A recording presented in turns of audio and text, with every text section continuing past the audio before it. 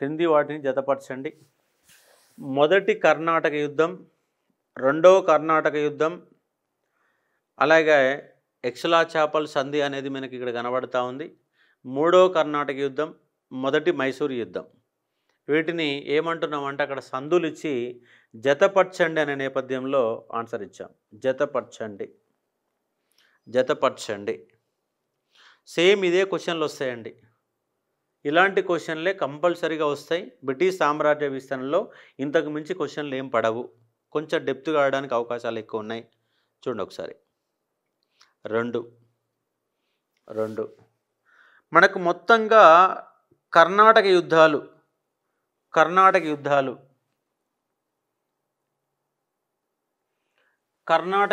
మొత్తంగా ఏమేమి యుద్ధాలు ఉన్నాయండి? కర్ణాటక యుద్ధాలు ఎన్ని వచ్చినాయి? 3. మైసూరు యుద్ధాలు ఎన్ని ఉన్నాయి? 4 ఉన్నాయి. అలాగే మరాఠా యుద్ధాలు ఎన్ని ఉన్నాయి? 3 ఉన్నాయి. సిక్కు యుద్ధాలు ఎన్ని ఉన్నాయి? 2 ఉన్నాయి.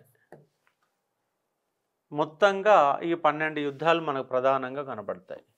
ఈ 12 యుద్ధాలకు సంబంధించి ఈ 3 సందులు 4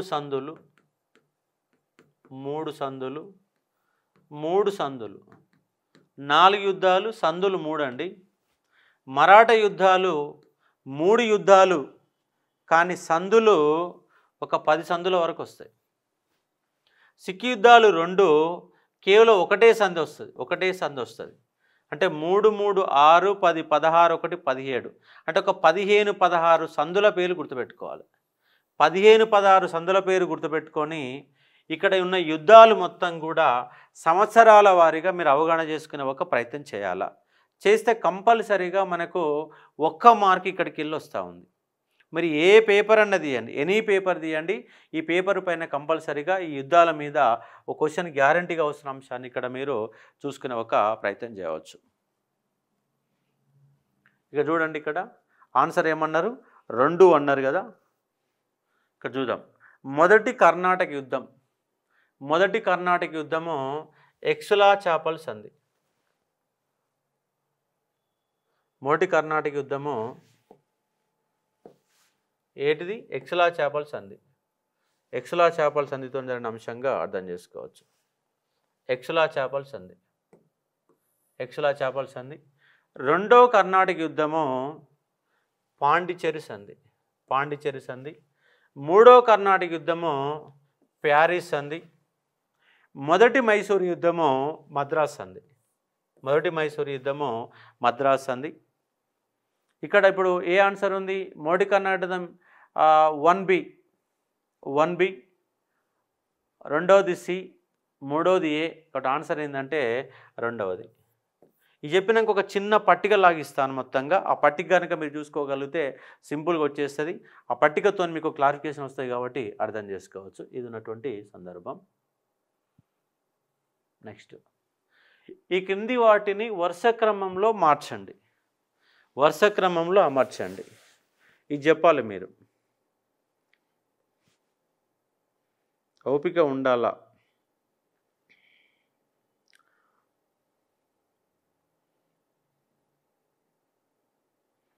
శాంతోమి యుద్ధం, వందవాసి యుద్ధం, రెండో ఆంగ్లో కర్ణాటక యుద్ధం, ఎక్స్లాచాపల్ సంధి. ఆన్సర్ ఏంటి? ఓకే, నేను చెప్తాను చూడండి. శాంతోమి యుద్ధం, వందవాసి యుద్ధం, రెండో ఆంగ్లో కర్ణాటక యుద్ధం, ఎక్స్లాచాపల్ సంధి. సెకండ్. నాకు ఎక్స్ప్లెనేషన్ కావాలా. సెకండ్ అని అందరు చెప్పారు కానీ ఎక్స్ప్లెనేషన్ ఎందుకు సెకండ్ అనేది ఆన్సర్ కావాలి నాకు. గుర్తు పెట్టడం వేరు, ఎందుకంటే మనం రాయబోయేది గ్రూప్ 1 ఆన్సర్. గ్రూప్ 1 కాబట్టి వీటి పైన అవగాహన ఉంటేనే తర్వాత మనము మెయిన్స్ ఆన్సర్ రైటింగ్ అనేది రాయగలుగుతాము. శాంతోమి యుద్ధం మనకు మొదటి ఆంగ్లో కర్ణాటక యుద్ధంలో భాగంగా 1746లో జరిగింది. 46లో దీన్నే మైలాపూర్ యుద్ధం అని కూడా పిలుస్తాం. శాంతోమి యుద్ధం అంటాం. ఇది ఫ్రెంచి వారికి అన్వారుద్దీన్ మధ్య జరిగింది. ఫ్రెంచి వారికి అన్వారుద్దీన్ మధ్య జరిగింది. ఎందుకు జరిగింది అనేది మీకు ప్రీవియస్ వీడియోలలో ఆల్రెడీ చెప్పాను, ఎక్స్ప్లెనేషన్ ఇచ్చాను. ఎందుకంటే అది చాలా లోపలికి వెళ్ళాలి. ఎవరెవరి మధ్య జరిగింది అన్నప్పుడు ఫ్రెంచి వారు అన్వారుద్దీన్కి మొట్టమొదటిసారిగా ఒక భారతీయ పాలకులకి ఒక యూరోపియన్లకు మధ్య జరిగిన యుద్ధాన్నే శాంతోమ్ యుద్ధం లేదా సెయింట్ థామస్ యుద్ధం అంటాం. దీన్ని ఏమంటామంటే సెయింట్ థామస్ యుద్ధం అంటాం. శాంతోమ్ యుద్ధము లేదా సెయింట్ థామస్ యుద్ధంగా మనం పిలుస్తాం, లేదా మైలాపూర్ యుద్ధంగా మనం పిలుస్తాం. ఇది 1746లో జరిగింది. మొదటి ఆంగ్లో కర్ణాటక యుద్ధంలో భాగంగా జరిగింది 1746లో. వందవాసి యుద్ధం ఆల్రెడీ మనం డిస్కస్ చేసినాం. ఫ్రెంచి వారి యొక్క పతనాన్ని శాసించిన యుద్ధం ఇది 1760లో జరిగింది. అలాగే రెండో ఆంగ్లో కర్ణాటక యుద్ధం ఇది 1749 నుంచి 56 మధ్య లేదా 54 అనొచ్చు లేదా 56 అనొచ్చు. ఇది రెండో ఆంగ్లో కర్ణాటక యుద్ధం. ఎక్సులా చేపల సంధి మొదటి ఆంగ్లో కర్ణాటక యుద్ధం ముగిసిన అనంతరం 1748 లేదా 49లో జరిగిన ఒక సంధినే ఎక్సులా చేపల సంధిగా మనం పిలుస్తాం. బట్ ఇక్కడ చూడండి, ముందుగా ఏం రావాలా, 46 రావాలా. 46 అంటే ఏ వస్తుంది, తర్వాత ఏమో 48 రావాలా. 48 అంటే ఏమొస్తుంది అంటే ఇక్కడ మనకు డి వస్తుంది. అదే మాదిరిగా రెండో ఆంగ్లో కర్ణాటక యుద్ధం 60 కంటే ముందుంది కాబట్టి సి వస్తుంది. అలాగే చివరికి బి వస్తుంది. ఏడిసిబి అనేది ఆన్సర్గా మారిపోతుంది. చూడండి, ఇక్కడ మనకు ఆ బ్రిటిష్ ఆర్థిక సామ్రాజ్య విస్తరణ, బ్రిటిష్ సామ్రాజ్య విస్తరణలోకి వెళ్ళి రేపు ఎగ్జామ్లో సరే ఆప్షన్లు ఒక్కటి మారొచ్చు కానీ ఈ టైప్ ఆఫ్ బిట్ లేకపోతే నన్ను అడగండి. కంపల్సరీగా ఇదే టైప్ ఆఫ్ బిట్ ఉంటుందన్న అంశాన్ని ఇక్కడ మీరు చూసుకోవచ్చు. ఇదొకటి చూడండి. మొదటి ఆంగ్లో కర్ణాటక యుద్ధానికి గల కారణం ఆస్ట్రియా వారసత్వ యుద్ధం. రెండో ఆంగ్లో కర్ణాటక యుద్ధానికి గల కారణం హైదరాబాదు కర్ణాటకలో జరిగిన వారసత్వ తగాదాలు. మూడవ ఆంగ్లో కర్ణాటక యుద్ధానికి గల కారణం సప్తవర్ష సంగ్రామం. వందవాసి యుద్ధం బ్రిటిషు పతనాన్ని శాసించిన అంశంగా అర్థం చేసుకోవచ్చు. వందవాసి యుద్ధం బ్రిటిషు పతనాన్ని శాసించినది. ఇది కింద కనబడతలేవు, తర్వాత డైరెక్ట్ ఆన్సర్ చెప్పండి. ఏబిసిడి 4 అంశాన్ని చూసుకోవచ్చు. ఏబిసి ఎందుకంటే ఇక్కడ మీకు వందవాసి యుద్ధం అనేది ఎవరి పతనాన్ని శాసించిందంటే బ్రిటిష్ పతనాన్ని కాదు, కొందరు బీసీ అని పెడతా ఉన్నారు. ఏబిసి ఓకే, ఇది అందరికీ తెలిసిన క్వశ్చనే. కాబట్టి ఇక్కడ వందవాసి యుద్ధం అనేది తప్పు అవుతుంది. ఎందుకంటే పతనం ఎవరిది, బ్రిటిష్ వాళ్ళది కాదు, ఇది ఫ్రెంచి వారి పతనం. ఫ్రెంచి పతనం, మిగతా అన్ని కూడా కరెక్ట్ సమాధానం ఉంటుంది. మొదటి ఆంగ్లో కర్ణాటక యుద్ధం ఎప్పుడు జరిగింది, 1744 నుంచి 48 మధ్య జరిగింది. 1744 to 48.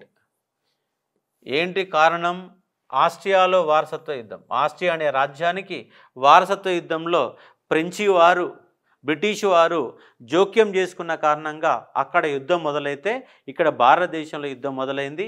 ఏ సంధితో ముగిసిందంటే ఎక్సులా చేపల సంధితో ముగిసింది. ఎక్సులా చేపల సంధి. రెండో యుద్ధం, రెండో ఆంగ్లో కర్ణాటక యుద్ధానికి ఇక్కడ హైదరాబాదులో వారసత్వ యుద్ధం, కర్ణాటకలో వారసత్వ యుద్ధం. హైదరాబాదులో వారసత్వ యుద్ధం, కర్ణాటకలో వారసత్వ యుద్ధం. ఈ రెండింటి కారణాల వల్ల జరిగింది. ఇది 1749 నుంచి 56 మధ్య జరిగింది. ఇది పాండిచ్చేరి సంధితో ముగిసింది. ఏ సంధి అండి, పాండిచ్చేరి సంధితో ముగిసింది. అలాగే మూడో ఆంగ్లో కర్ణాటక యుద్ధం సప్తవర్ష సంగ్రామం. సప్తవర్ష సంగ్రామం అంటే సప్త అంటే 7, సంగ్రామం అంటే యుద్ధం. ఇది ఫ్రెంచి వారి మధ్య బ్రిటిష్ వారి మధ్య జరిగిన యుద్ధాన్నే సప్తవర్ష సంగ్రామం అంటాం. ఇది 1756 నుంచి 1763 వరకు జరిగినటువంటి సప్తవర్ష సంగ్రామం. అక్కడ సంగ్రామం స్టార్ట్ అయితే ఇక్కడ కూడా 2 కంపెనీలు కొట్లాడుకున్నాయి. ఫైనల్గా ఇది ప్యారిస్ సంధితో ముగిసింది. ఇక్కడ కారణం ఏంటంటే సప్తవర్ష సంగ్రామం. మూడో కర్ణాటక యుద్ధం ఎప్పటి నుంచి ఎప్పుడు జరిగిందంటే 56-63. దానికి గల సంధి ఏంటంటే ప్యారిస్ సంధిగా మీరు గుర్తుపెట్టుకునే ఒక ప్రయత్నం చేయవచ్చు. ఇక్కడ మీకు మొదటి ఆంగ్లో కర్ణాటక యుద్ధానికి సంబంధించిన ఒక కాన్సెప్ట్ కనుక మీరు చూసే ఒక ప్రయత్నం చేస్తే ఇక్కడ చూడండి, మొదటి కర్ణాటక యుద్ధాలు మొత్తంగా 3 జరిగినాయి. ఒకటి 1744-48 సంధి, ఎక్సులా చాపల్ సంధి. కంపల్సరీ క్వశ్చన్ వస్తుందండి. ఎక్సులా చాపల్ సంధి ఇది కొంచెం టాపిక్ మనకు కొద్దిగా బోరింగ్గా ఉంటుంది. 1749 నుంచి 56 రెండో ఆంగ్ల కర్ణాటక యుద్ధం. ఇది పాండిచ్చేరి సంధితో ముగిసింది. అలాగే మూడో ఆంగ్లో కర్ణాటక యుద్ధం 1756 నుంచి 63 మధ్య జరిగింది. ఏ సంధి అంటే ఇది ప్యారిస్ సంధితో ముగిసింది. ప్యారిస్ సంధి. ఇవి 3 సంధులు గుర్తుపెట్టుకోండి. మొదటి ఆంగ్లో కర్ణాటక యుద్ధం ఎక్సులా చాపల్ సంధి, రెండో ఆంగ్లో కర్ణాటక యుద్ధం పాండిచ్చేరి సంధి, మూడో ఆంగ్లో కర్ణాటక యుద్ధం ప్యారిస్ సంధి. దీని గల కారణం సప్తవర్ష సంగ్రామం. దీని గల కారణం ఆస్ట్రియా వారసత్వ యుద్ధం. దీని గల కారణం కూడా వారసత్వ యుద్ధమే. ఎక్కడ వారసత్వ యుద్ధం అంటే భారతదేశంలో హైదరాబాదులో కర్ణాటక ప్రాంతాలలో ఉన్నట్టు వారసత్వ యుద్ధాలు. కాబట్టి 3 యుద్ధాలు జరిగినాయి. ఈ 3 యుద్ధాల కారణంగా హైదరాబాదు పైన బ్రిటిష్ వారి యొక్క ఆధిపత్యం స్టార్ట్ అయింది. మొట్టమొదటిసారిగా హైదరాబాదు పైన రాజకీయ ఆధిపత్యాన్ని ఫైనల్గా సాధించిన వాళ్ళు బ్రిటిష్ వాళ్ళు. అలాగే కర్ణాటక ప్రాంతం ఎక్కడంటే ఈ తూర్పు తీర ప్రాంతాన్ని ఏమంటామంటే కర్ణాటక ప్రాంతంగా మనం పిలుస్తాం. కర్ణాటక అంటే కర్ణాటక కాదండి, కర్ణాటక ప్రాంతం అంటే ఇక్కడ ఆంధ్ర అండ్ తమిళనాడు మధ్య ఉన్న ప్రాంతాన్ని కర్ణాటక ప్రాంతంగా పిలుస్తాం. ఆ కర్ణాటక ప్రాంతంలో ఎవరి ఆధిపత్యం వచ్చిందంటే ఫైనల్గా బ్రిటిష్ వాళ్ళ ఆధిపత్యం వచ్చింది. కాబట్టి మొట్టమొదటిసారిగా భారతదేశంలో బ్రిటిష్ వాడి కోణములో మనం చూసినప్పుడు మొట్టమొదటి యుద్ధాలు ఏమి యుద్ధం అంటే ఆంగ్లో కర్ణాటక యుద్ధాలే మొట్టమొదటి యుద్ధాలుగా మీరు అవగాహన చేసుకునే ఒక ప్రయత్నం చేయవచ్చు. నెక్స్ట్ ఇక్కడ చూద్దాం. ఓకే, ఇది అయిపోయింది. ఓకే, దీనికి సంబంధించిన నేపథ్యాలు రెండో ఆంగ్లో కర్ణాటక యుద్ధంలో ఒక లిస్ట్ అవుట్ వీలైతే ఫోటో కొట్టుకోండి. ఇది ఫోటో కొట్టుకునే ప్రయత్నం చేయండి. నాసిర్ జంగ్, అన్వారుద్దీన్, మహమ్మద్ అలీ, సలాబత్ జంగ్. ఇక్కడ అధికారులు రాబర్ట్ క్లైవ్ అనేవాడు బ్రిటిష్ వాడు, డూప్లెక్స్ గౌడవ్యూ,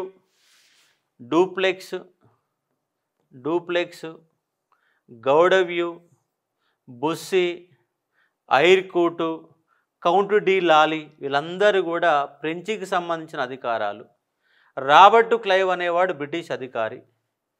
ఇక్కడ ఫైనల్గా రెండో ఆంగ్లో కర్ణాటక యుద్ధంలో ఫైనల్గా మిగిలిన వాళ్ళు వీళ్ళే. సలాబత్ జంగు హైదరాబాదు నిజాముగా మారితే మహమ్మద్ అలీ అనేవాడు కర్ణాటక ప్రాంతానికి పాలకుడయ్యాడు. నాసిర్ జంగు హత్య చేయబడ్డాడు. ఇక్కడ ముజఫర్ జంగు హత్య చేయబడ్డాడు. అన్వారుద్దీను హత్య చేయబడ్డాడు. చందా సాహెబ్ హత్య చేయబడ్డాడు. ఈ రెండో ఆంగ్లో కర్ణాటక యుద్ధంలో ఈ నలుగురు చంపబడితే ఫైనల్గా అధికారంలోకి వచ్చిన వాళ్ళు వీళ్ళు. కాబట్టి రెండో ఆంగ్లో కర్ణాటక యుద్ధం ఆల్రెడీ మనం ఒక వీడియో ఉంటుంది, మీకు ఆల్రెడీ చెప్పిన వీడియో ఉంటుంది. ఈ కర్ణాటక యుద్ధాల గురించి కొంచెం క్లారిటీగా మీరు వినే ప్రయత్నం చేయండి. ఫైనల్గా ఇది ఒక ఫోటో రూపంలో కనుక మీరు స్క్రీన్ షాట్ కనుక తీసుకుంటే, స్క్రీన్ షాట్ రాదేమో, స్క్రీన్ షాట్ కూడా రాదు, ఇంకో ఫోన్ ఉంటే పక్కన తీసుకోండి. ఎందుకంటే ఇలాగే మీకు గుర్తుపెట్టుకోవాలి. ఎందుకంటే ఈ నలుగురు చంపబడ్డారు. నాసిర్ జంగ్ అల్లుడు ముజఫర్ జంగ్. నాసిర్ జంగ్ను హత్య చేసింది ముజఫర్ జంగ్ను హత్య చేసింది ఇక్కడ కడప కర్నూలు నవాబులు. ముజఫర్ జంగ్ను హత్య చేస్తే అప్పుడు ఈ యొక్క ఫ్రెంచి వారు సలాబత్ జంగ్ని రాజును చేశారు. కాబట్టి ఫైనల్గా సలాబత్ జంగ్ అనేవాడు ఆ రాజు అయ్యాడు. అలాగే చందా సాహెబ్, ముజఫర్ జంగ్ ఇద్దరు కలిసి అన్వారుద్దీన్ హత్య చేస్తే రాబర్ట్ క్లైవ్ అనేవాడు ఇక్కడ చందా సాహెబ్ని హత్య చేయించాడు. ఇక్కడ వాళ్ళందరూ చచ్చిపోతే అన్వారుద్దీన్ కుమారుడే మహమ్మద్ అలీ ఫైనల్గా రాజు. నాసిర్ జంగ్ యొక్క సోదరుడే సలాబత్ జంగ్.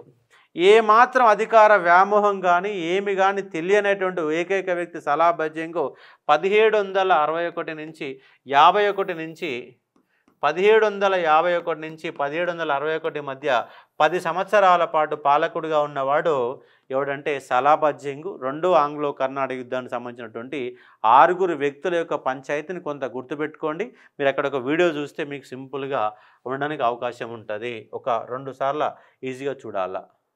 నెక్స్ట్, ఈ క్రింది వాటిలో సరైన వాటిని గుర్తింపము. ఇది ప్లాసీ యుద్ధానికి సంబంధించినది. ప్లాసీ యుద్ధానికి సంబంధించిన కాన్సెప్టు. రైటా రాంగా ఒకసారి చూడండి. స్వతంత్ర బెంగాలు సంస్థానం యొక్క స్థాపకుడు ముర్షిద్ కులీ ఖాన్. ప్లాసీ యుద్ధం సమయంలో బెంగాలు పాలకుడు సిరాజ్ ఉద్దౌలా. ప్లాసీ యుద్ధ సమయంలో బెంగాలు పాలకుడు సిరాజ్ ఉద్దౌలా. బెంగాలు రాజధాని ముర్షిదాబాద్ నుంచి మాంగిర్కు మార్చినది మీర్ కాసిం. ఇది గతంలో ప్రీవియస్ బిట్టు. రాజధాని మార్చినటువంటి వ్యక్తి ఎవరని క్వశ్చన్ అడిగారు. ప్లాసీ యుద్ధం బ్రిటిష్ వారి విజయానికి గల ప్రధాన కారణం మీర్ జాఫర్ నమ్మక ద్రోహం. రైటా రాంగా. కొత్త వాళ్ళు జాయిన్ అయిన వాళ్ళకి కొంచెం చికాకు అనిపిస్తూ ఉంటుంది. మీరు ఆల్రెడీ వీడియోస్ విని రండి. రేపు మాత్రం మనకు కరెంట్ అఫైర్స్ క్లాస్ ఉంటుంది. As Monday environment and science and technology సంబంధించిన క్లాసెస్ ఉంటుంది. నా హిస్టరీ 2 days క్లాస్ అయింది. మిగతా సార్లను పరిచయం అయిన తర్వాత మళ్ళీ నేను వస్తాను. ABCD అన్నీ రైటేనా? ఓకే. ఇలా ఉన్నటువంటి 4 అంశాలు 4 పాయింట్లు మీరు ప్రీవియస్ బిట్ల రూపంలో ఎక్కడో ఒక దగ్గర మీకు కనబడతాయి. 100% కనబడతాయి. All are correct. ఓకే, చూడండి ఇక్కడ. స్వతంత్ర బెంగాల్ స్థాపకుడు అంటే ముర్షిద్ కులీ ఖానే. 100% ముర్షిద్ కులీ ఖానే స్వతంత్ర బెంగాల్ యొక్క సంస్థానం పాలకుడు. భారతదేశంలో ప్రధానంగా మీకు కనపడేటటువంటి సంస్థానాలు బెంగాలు, అవధు, హైదరాబాద్. మొఘలు పాలకుల నుంచి ఈ 3 కూడా ఏర్పాటు చేయబడ్డ ఒక సంస్థానాలుగా, ప్రధానమైన సంస్థానాలుగా మీరు అవగాహన చేసుకునే ఒక ప్రయత్నం చేయాలి. బెంగాలు పాలకుడు, అవధు పాలకుడు, హైదరాబాదు పాలకుడు. అదే మాదిరిగా మొఘలాయి రాజు కూడా చివరికి పనికిరాని వ్యక్తిగా మారిపోతాడు. కాబట్టి వీళ్ళందరూ కూడా మీకు ప్రస్తావనకు వచ్చేటటువంటి సంస్థానాలు. కాబట్టి బెంగాలు సంస్థానం, అవధు సంస్థానం, హైదరాబాద్ సంస్థానం. ఈ సంస్థానాలు ఎప్పుడు ఏర్పడినాయి, ఎవరెవరు ఏర్పాటు చేశారు, ఎవరు రాజులుగా ఉన్నారన్న క్లారిఫికేషను మరొక వీడియోలో కూడా మనం చూసే ఒక ప్రయత్నం చేద్దాము. ఇక్కడ ఆల్ ఆర్ కరెక్ట్ అన్న అంశాన్ని ఇక్కడ మీరు చూసుకునే ఒక ప్రయత్నం చేయవచ్చు. అన్నీ కూడా రైటే. ముర్షిద్ కులీ ఖాన్. ఇక్కడ మెయిన్ ఏంటంటే సిరాజ్ ఉద్దౌలా. వీడిని గుర్తుపెట్టుకోవాలి, చాలా ఇంపార్టెంట్ ఒక పర్సన్. ఎందుకంటే మనకు ప్లాసీ యుద్ధం ఎప్పుడు జరిగింది? 1757 జూన్ 23. భారతదేశంలో బ్రిటిష్ వాడి యొక్క సామ్రాజ్య విస్తరణకి పునాదులు పడినటువంటి యుద్ధం. బ్రిటిష్ యొక్క సామ్రాజ్య విస్తరణకి పునాదులు పడిన యుద్ధం ఏ యుద్ధం అంటే మనకు ప్లాసీ యుద్ధంగా అర్థం చేసుకునే ఒక ప్రయత్నం చేయవచ్చు. మనకు 2 యుద్ధాలు చాలా ఇంపార్టెంట్. ఒకటి ప్లాసీ యుద్ధం 1757, రెండోది బక్సార్ యుద్ధము 1764. ఈ 2 యుద్ధాలని చాలా ఇంపార్టెంట్, క్రియాశీలకమైనవి. భారతదేశంలో బ్రిటిష్ సామ్రాజ్యం అనేది మొట్టమొదటిసారిగా ఒక బలమైన రాజ్యంగా ఏర్పడడానికి ఒక అధికార స్థాపన కారణమైన యుద్ధాలే ప్లాసీ అండ్ బక్సార్ యుద్ధాలుగా అర్థం చేసుకోండి. సిరాజ్ ఉద్దౌలా 23 సంవత్సరాల యువకుడు. 23 సంవత్సరాల యువకుడిగా ఉన్నటువంటి ఈయన రాజ్యాన్ని కాపాడుకోలేకపోయిండు. వీడి యొక్క సైన్యాధిపతి అయినటువంటి మీర్ మీర్ జాఫర్. ఈ మీర్ జాఫర్ యొక్క ప్రధాన కారణమే నమ్మక ద్రోహమే. నమ్మక ద్రోహాలు చేసిన వాళ్ళు భారతదేశంలో చాలామంది ఉన్నారు. వాళ్ళ వల్ల రాజ్యాలు కూలిపోయిన అంశాన్ని ఇక్కడ మీరు అర్థం చేసుకునే ఒక ప్రయత్నం చేయవచ్చు. కాబట్టి బెంగాల్ రాజధాని ముర్షిదాబాద్ నుంచి మాంగీర్కు మార్చినది మీర్ కాసిం. మీర్ కాసిం అనేవాడు మీకు ఎక్కడ కనబడతాడంటే మీకు బక్సార్ యుద్ధంలో కనబడతాడు. ఎవరైనా చెప్పగలుగుతారా ఈ మీర్ కాసిం అనేవాడు ఎవడు? Please answer. మీర్ కాసిం ఎవడు చెప్పండి. ఒకటే ఆన్సర్లో చెప్పాలి, ఒకటే పదంలో చెప్పాలి. అల్లుడు. ఓకే, మీర్ జాఫర్ యొక్క అల్లుడే మీర్ కాసిం. మీర్ జాఫర్కి అల్లుడు. ఎందుకంటే ఇతన్ని ఒక పావుగా వాడుకుంటే వీడిని ఏమి పని చేయలేకపోయిన మీర్ జాఫర్ని తొలగించి అల్లుడిని ఏర్పాటు చేస్తే ఆ మీర్ కాసిం అనేవాడు చాలా తెలివి కల్లవాడు. అందుకే బ్రిటిష్ వారి యొక్క ప్రభావం తన పైన పడవద్దని ముర్షిదాబాద్ నుంచి మాంగిరికి రాజధాని మార్చాడు. ఇది చాలా ఎగ్జామ్లలో డిస్టర్బ్ చేసే విధంగా వచ్చే బిట్టు ముర్షిదాబాద్. బెంగాల్ యొక్క రాజధాని ఇస్ ద క్యాపిటల్ సిటీ ఏంటంటే ముర్షిదాబాద్ అనే అంశాన్ని ఇక్కడ మీరు అర్థం చేసుకోవాలా. కాబట్టి మాంగీర్ చాలా కాంపిటేటివ్ ఎగ్జామ్లో 3-4 సార్లు మీకు ప్రీవియస్ బిట్లలో మీకు కనబడుతుంది.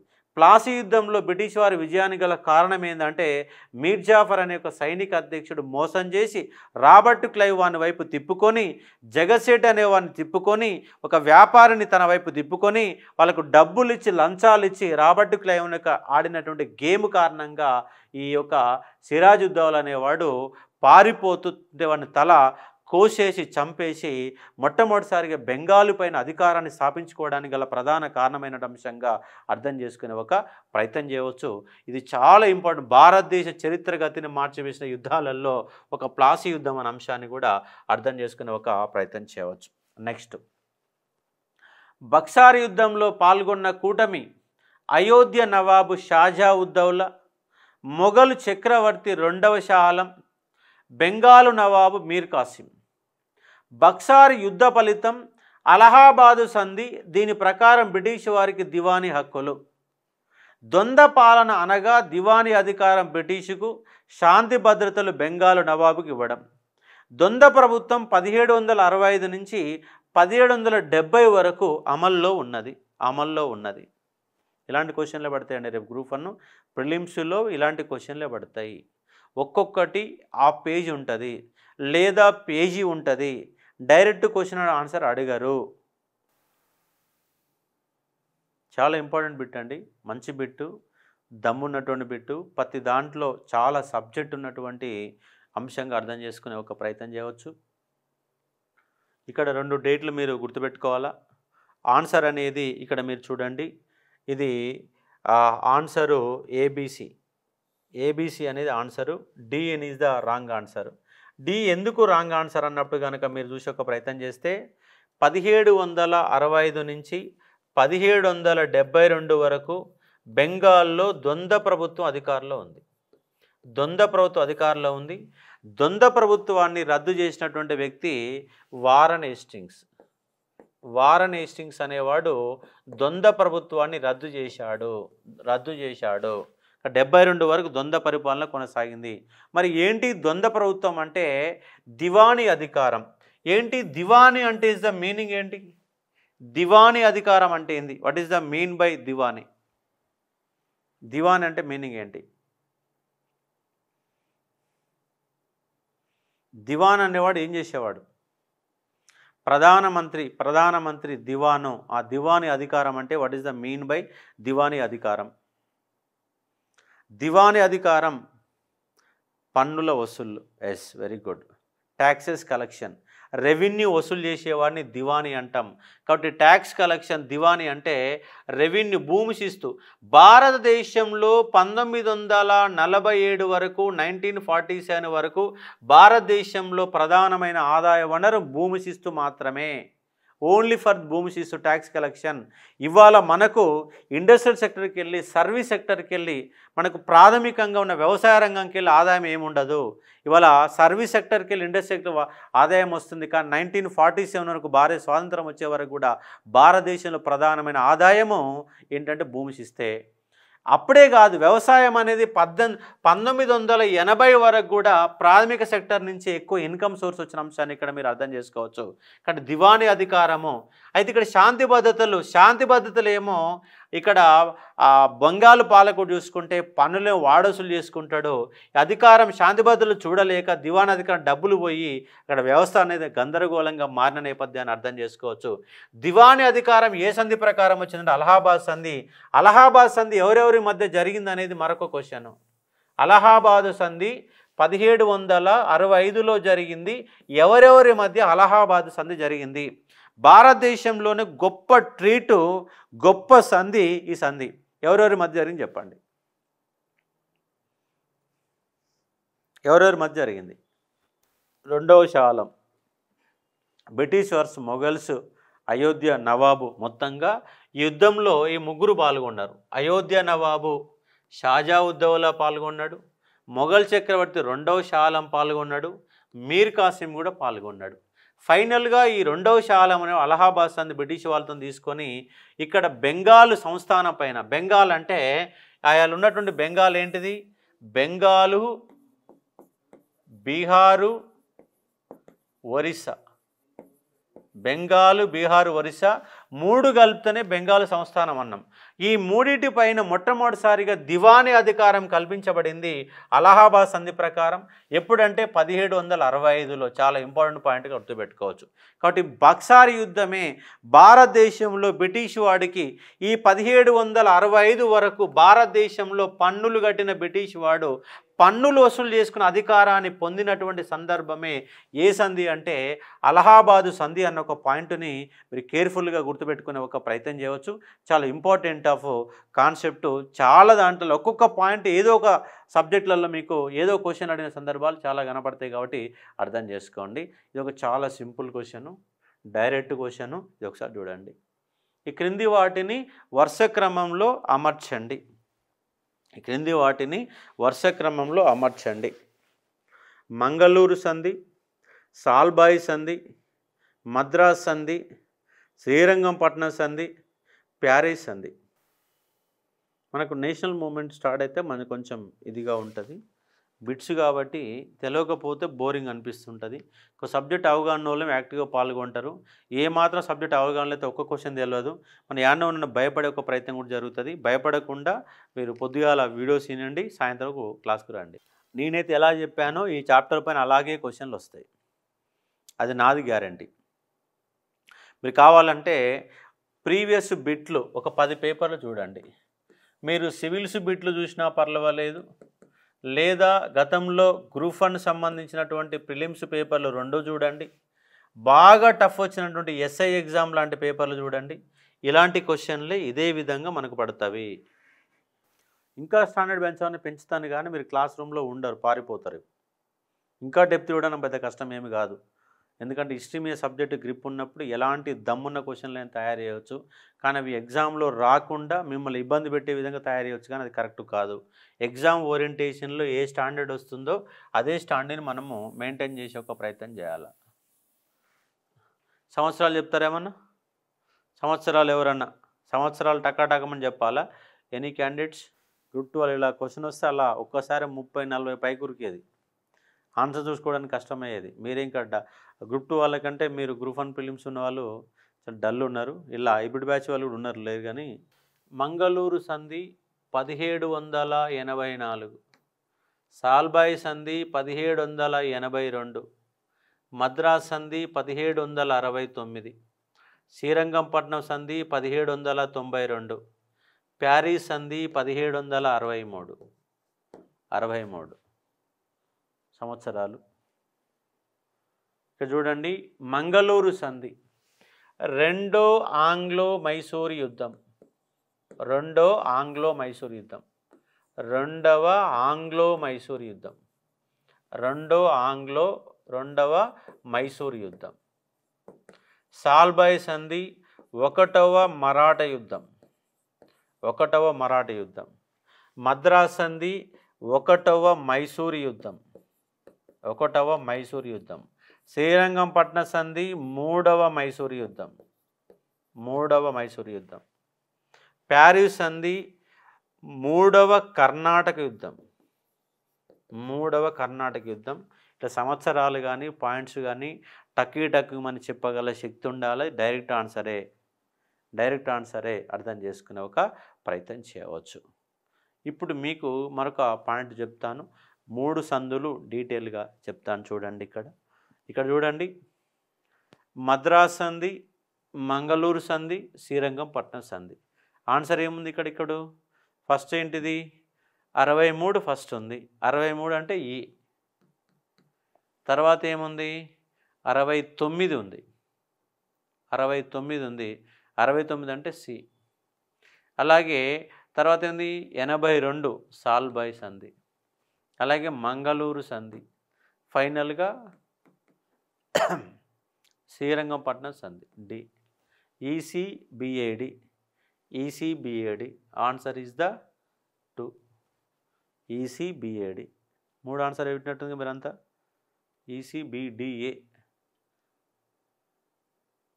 ఇది ఉన్నటువంటి ఆన్సర్గా గుర్తుపెట్టుకోండి. Answer is the 2 answer. మళ్ళొకసారి ఇక్కడ మీకు చెప్తాను చూడండి.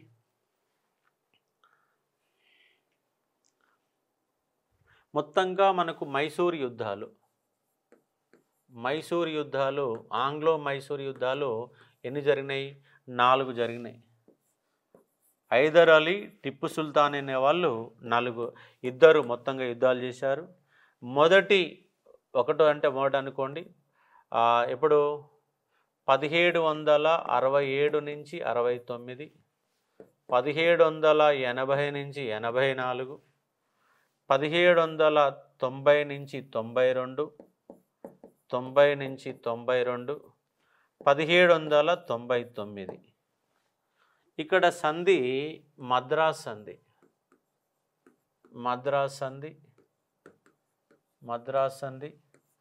మంగళూరు సంధి, అదేవిధంగా శ్రీరంగపట్నం సంధి. ఎందుకు ఈ పేర్లు వచ్చినాయంటే ఆడ కూర్చొని చర్చలు చేస్తారు. ఎక్కడైతే కూర్చొని మాట్లాడతారో ఆ మాట్లాడినటువంటి ప్రాంతంతో పేరుతో సందుల పేర్లు వస్తాయి. ఇప్పుడు గనక మీరు ప్రీవియస్ బిట్లు గనక చూస్తే ఈ 2 సందులు మంగళూరు సంధి, శ్రీరంగపట్నం సంధి కనీసంగా ఒక 100 పేపర్లలో కనబడుతుంది. అది ఏ ఎగ్జామ్ అన్నా కానీ ఈ 2 సందులు కనబడతాయి. ఈ 2 సందులపైన చాలా ఎక్స్లా చేపల సంధి కూడా చాలా క్వశ్చన్ పేపర్లో కనబడుతుంది. కాబట్టి మీరు చూసుకునే ఒక ప్రయత్నం చేయవచ్చు. మరి ఇక్కడ సంధి ఎందుకు లేదంటే సంధి చేసుకునే వ్యక్తి లేడు. సంధి చేసుకునే వ్యక్తి చనిపోయిండు. టిప్పు సుల్తాన్ మరణించను కాబట్టి సంధి లేదు అన్న ఒక పాయింట్ని మీరు అవగాహన చేసుకునే ఒక ప్రయత్నం చేయవచ్చు. కాబట్టి గుర్తుపెట్టుకోవచ్చు. ఇది ఉన్నటువంటి సందర్భం. మరో క్వశ్చన్ చెప్తాను, ఫైనల్గా చూద్దాము.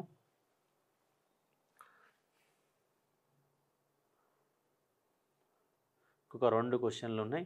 ఇది లాస్ట్ టైం ఎగ్జామ్లో ఎక్కడొచ్చిందంటే ఇది మన ఫారెస్ట్ బీట్ ఆఫీసర్లో, ఫారెస్ట్ ఎఫ్బిఓ ఎగ్జామ్లో వచ్చింది. ఫారెస్ట్ బీట్ ఆఫీసర్లో వచ్చింది. బీట్ ఆఫీసర్ క్వాలిఫికేషన్ ఏంది?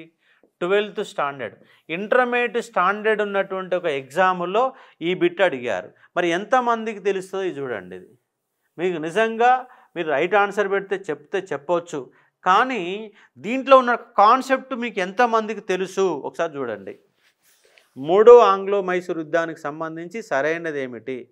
టిప్పు సుల్తాన్ రాజ్యంలో సగభాగం కోల్పోవడం జరిగింది. 3.5 కోట్ల నష్టపరిహారం బ్రిటిష్ వారికి టిప్పు ఇవ్వడం జరిగింది.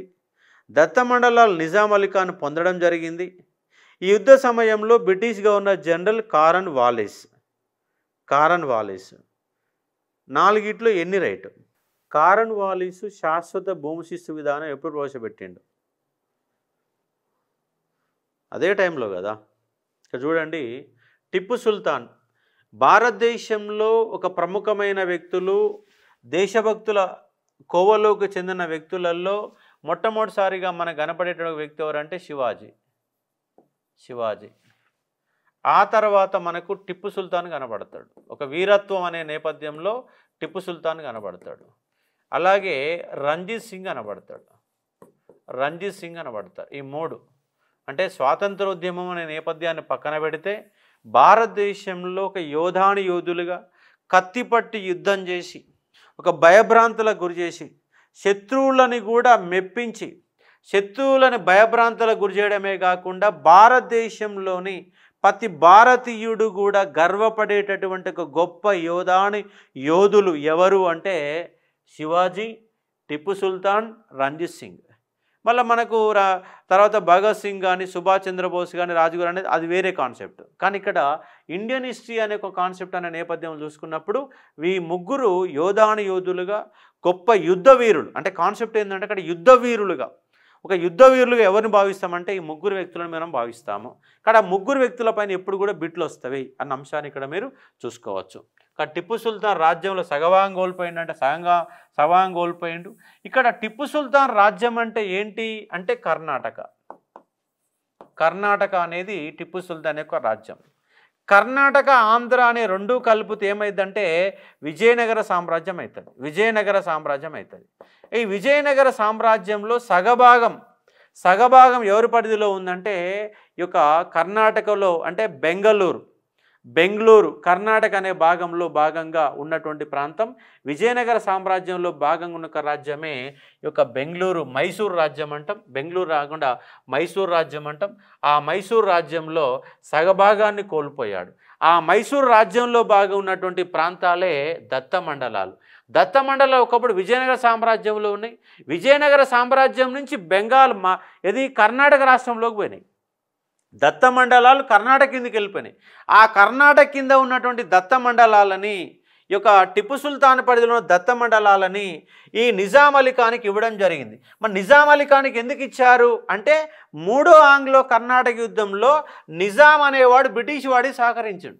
నిజాం అనేవాడు బ్రిటిష్ వాడికి సహకరించిన కారణంగా ఈ బ్రిటిష్ వారి చేతిలో వాడు ఓడిపోయింది కాబట్టి నిజాం అలీ ఖాన్కి ఈ దత్తమండలాలు ఇచ్చారు. దత్తమండలాలు మీన్స్ రాయలసీమ జిల్లాలనే దత్తమండలాలు అంటున్నాం. ఆ దత్తమండలాలు ఈ విధంగా నిజాం అలీ ఖాన్కి వస్తే ఈ నిజాం అలీ ఖాన్ అనేవాడు సైన్య సహకార పద్ధతిలో భాగంగా ఈ దత్తమండలాలను బ్రిటిష్ వాళ్ళకి ఇచ్చేశాడు. అట్లా ఒక 10 ఏళ్ల పాటు నియర్ బై ఒక 10 years పాటు నిజాం పరిధిలో ఉన్న మండలాలని దత్తమండలాలు ఇవి సైన్య సహకార పద్ధతిలో భాగంగా బ్రిటిష్ వాళ్ళకి ఇచ్చేస్తే అటు ఆంధ్ర మొత్తం మైసూర్ రాజ్యం మొత్తం బ్రిటిష్ సామ్రాజ్యంలో భాగంగా ఆ మద్రాసు ప్రెసిడెన్సీలో భాగంగా ప్రాంతాలను వెళ్ళిపోయినాయి. మద్రాసులో ఉన్నారు ఎవరు ఆంధ్ర వాళ్ళు, రాయలసీమ వాళ్ళు మద్రాసుకు వెళ్ళిపోయారు. 1800 సంవత్సరం నుంచి 1800 నుంచి దాదాపుగా 1953 వరకు 1947 తర్వాత 53 వరకు ఆంధ్రులకు మనకి ఏమైనా సంబంధం ఉందా అంటే సంబంధం లేదు. వాడు పోయి బ్రిటిష్ పరిధిలో ఉండు, మన హైదరాబాద్ నిజాం ఏమో మనం నిజాం పరిధిలో ఉన్న అంశానికి అర్థం చేసుకోవచ్చు. ఆ సమయంలో ఉన్నటువంటి వాడు అంటే కారన్ వాలిస్. ఈ కారన్ వాలిస్ అనేవాడే శాశ్వత భూమిశిస్తు విధానాన్ని ప్రవేశపెట్టాడు. ఈ బిట్టు మనకు ఈ ఫారెస్ట్ బీట్ ఆఫీసర్లు వచ్చిన బిట్టుగా మీరు గుర్తుపెట్టుకోవచ్చు. ఇలా కూడా ఒక ఆప్షన్ నేను మార్చేశాను కాబట్టి ఇన్ డెప్త్ ఆఫ్ క్వశ్చన్గా మీరు అవగాహన చేసుకునే ఒక ప్రయత్నం చేయవచ్చు. చివరిగా మరొక బిట్టు ఇస్తాను లాస్ట్కు, ఇది అయిపోతుంది. ఇక నిన్న ఇలాంటి క్వశ్చనే ఏపీఎస్సి ఫిలిమ్స్లో వచ్చింది. మొదటి ఆంగ్లో కర్ణాటక యుద్ధం, రెండో మైసూరు యుద్ధం, మూడో మైసూరు యుద్ధం, నాలుగో మైసూరు యుద్ధం. ఇక్కడ ఏమి ఇచ్చాను అంటే ఇక్కడ గవర్నర్ జనరల్స్ ఇచ్చినాం. ఆ గవర్నర్ జనరల్స్ ఇచ్చేసి జతపరచండి అనే క్వశ్చన్ ఇచ్చినాం. ఈ క్వశ్చన్ కొంచెం ఇన్డెప్త్గానే మనకు ఉంటుంది కాబట్టి అర్థం చేసుకోవచ్చు. చూడండి 16 క్వశ్చన్లు మీకు నేను ఎక్స్ప్లెయిన్ చేయడానికి 2 గంటలు పట్టింది. ఓన్లీ 16 క్వశ్చన్లు. ఎగ్జామ్లో నీకున్న సమయం ఎంత అంటే 16 నిమిషాలు. 16 నిమిషాల సబ్జెక్టుని నేను దాదాపుగా 2 గంటల పాటు మీకు క్లాస్ చెప్పామంటే మీకు అవగాహన నేపథ్యంలో మీరు అలా చదవాలన్న నేపథ్యాన్ని చెప్పే ప్రయత్నం చేస్తూ ఉన్నాను. చూడండి 2 చాప్టర్లు అయిపోయినాయి. 16 క్వశ్చన్లతోని 2 చాప్టర్లు మనము తిప్పేసే ప్రయత్నం చేశాం. Answer please. మొదటి ఆంగ్లో కర్ణాటక యుద్ధం, రెండో మైసూరు యుద్ధం, మూడో మైసూరు యుద్ధం, నాలుగో మైసూరు యుద్ధాలు 3 వచ్చినాయి. ఆ 3 మైసూరు యుద్ధాలలో ఎవరెవరు గవర్నర్ జనరల్స్ ఉన్నారనేది కాన్సెప్ట్. ఆల్రెడీ సంవత్సరాలు కూడా మీకు చెప్పాము. మొదటి ఆంగ్లో కర్ణాటక యుద్ధం. ఆ కర్ణాటక యుద్ధం సమయంలో రాబర్ట్ క్లైవ్ అనేవాడు సైనిక నాయకుడిగా ఉండి కర్ణాటక యుద్ధాలలో ప్రభావితం చేసినవాడు వాడు. రెండో మైసూరు యుద్ధం 1780 నుంచి 84 వరకు ఉన్నాడు. అప్పుడున్నటువంటి గవర్నర్ జనరల్ అంటే వారన్ హేస్టింగ్స్ అనేవాడు భారతదేశంలో 1772 నుంచి 74 వరకు బెంగాల్ గవర్నర్, 1774 నుంచి 84 వరకు Bengal governor general. Bengal governor general ఎవడు? Warren Hastings. ఇక్కడ రెండవ మైసూర్ యుద్ధంలో ఉన్నవాడు వారన్ హేస్టింగ్స్. ఇక మూడవ మైసూర్ యుద్ధంలో 1785 నుంచి నియర్ బై 85 నుంచి 92 వరకు ఉన్నవాడు ఎవడంటే కారన్ వాలిస్. 1792 వరకు ఉన్నవాడు కారన్ వాలిసు. మూడో మైసూర్ యుద్ధంలో కారన్ వాలిస్ ఉన్నాడు. అలాగే 1798 నుంచి 1805 వరకు ఉన్నటువంటి గవర్నర్ జనరల్ ఎవడంటే మనకు వెల్లస్లీ అనేవాడు ఉన్నాడు. ఈ వెల్లస్లీ ప్రవేశపెట్టిన ఒక సిద్ధాంతమే సైన్య సహకార పద్ధతి అన్న అంశాన్ని ఇక్కడ అర్థం చేసుకోవచ్చు. ఇది ఉన్నటువంటి క్వశ్చన్. ఇక్కడ మనకు A2 అలాగే B3 A2 B3 C4 తప్పు వచ్చింది ఇక్కడ. ఆన్సర్ కరెక్ట్ లేదు. ఇక్కడ వచ్చినటువంటి అంశాలు చూడండి. A2 అలాగే